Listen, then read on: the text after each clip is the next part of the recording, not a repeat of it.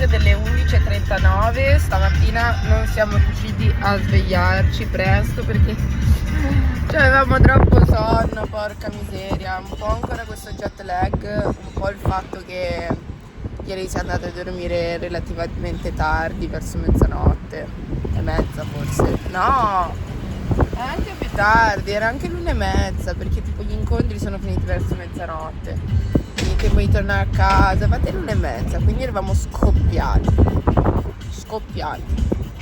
perlomeno io ero scoppiata. Infatti Dani è andato a fumare, a rimangiare qualcosina, io gli ho detto guarda Spato, crollo, infatti guarda che faccia che ho.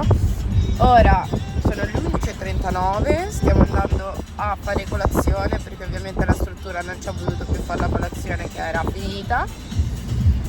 E basta. Poi andiamo a guardare il tempio delle scimmie. E tu non hai mai visto una scimmia? A parte te.